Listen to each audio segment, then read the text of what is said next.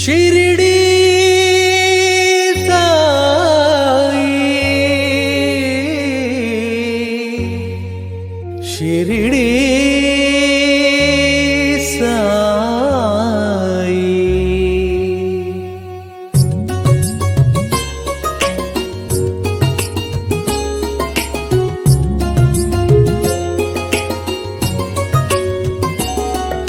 శరణు వేడితే అభయమునిచ్చే గురుదేవుడు శ్రీ సాయి, నీ సచ్చరిత్ర పారాయణమే పరమ పవిత్రం సాయి. ఏకాదశ సూత్రములను వసగిన దైవం మా సాయి. షిరిడి సాయి, షిరిడి సాయి, షిరిడి సాయి. ఓం సాయి శ్రీ సాయి జయ జయ సాయి, ఓం సాయి శ్రీ సాయి జయ జయ సాయి, ఓం సాయి శ్రీ సాయి జయ జయ సాయి, ఓం సాయి శ్రీ సాయి షిరిడి సాయి, ఓం సాయి శ్రీ సాయి జయ జయ సాయి, ఓం సాయి శ్రీ సాయి జయ జయ సాయి, ఓం సాయి శ్రీ సాయి జయ జయ సాయి, ఓం సాయి శ్రీ సాయి షిరిడి సాయి, ఓం సాయి శ్రీ సాయి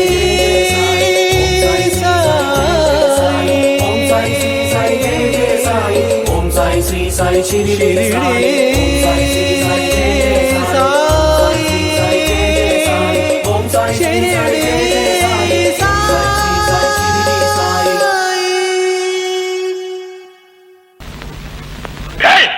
నానావళి వచ్చాడు.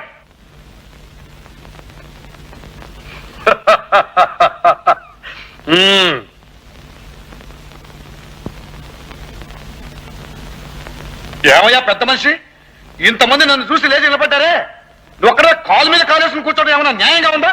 లే ఏమిటి అక్కడే నిలబడ్డావు? తప్పుకో.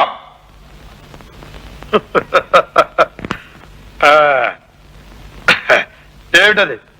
ఇటు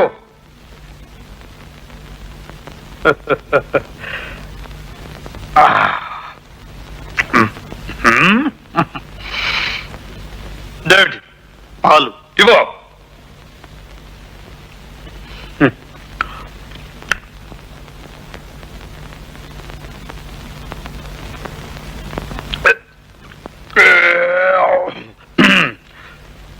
ఎలా ఉన్నావు అమీర్? నేను అమీర్ని కాను, ఫకీర్నే.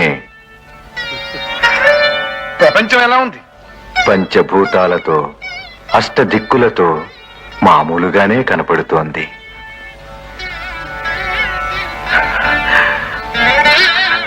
నన్ను క్షమించండి.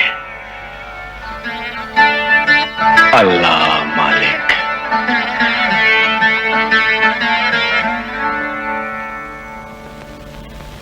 బాబా, ఏమిటి వింత? అతను మీ స్థానంలో కూర్చుని మీ స్థాయిని కించపరుస్తూ ప్రశ్నించడం ఏమిటి? మీరు దానికి సమాధానం చెప్పడం ఏమిటి?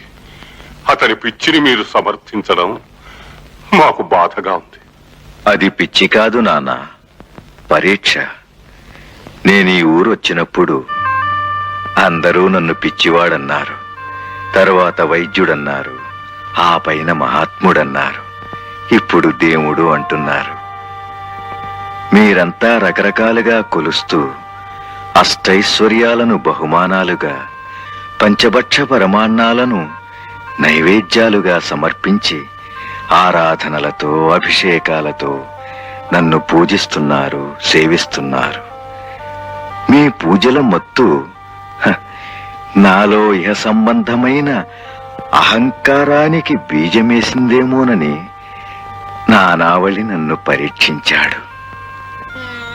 కాని పిచ్చివాడంటున్న నాటి నుంచి పూడంటున్న నేటి వరకు నాకు అష్టదిక్కులే అష్టైశ్వర్యాలు, పంచభూతాలే పంచభక్ష పరమాన్నాలు అన్న నా సమాధానాలకు సమాధానపడి ఈ ఫకీరు స్థితప్రజ్ఞుడు అని తెలుసుకుని నానావళి వెళ్ళిపోయాడు. పరీక్ష మీకే కాదు, నాకు ఉంటుంది. ఆ పిచ్చివాడి మాటల్లో అంత వేదాంతం ఉందా బాబా?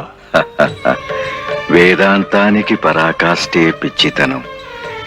నానావళి మీరంతా అనుకుంటున్నట్టు పిచ్చివాడు కానే కాదు. ప్రాపంచిక అవధులు దాటిన అవధూత.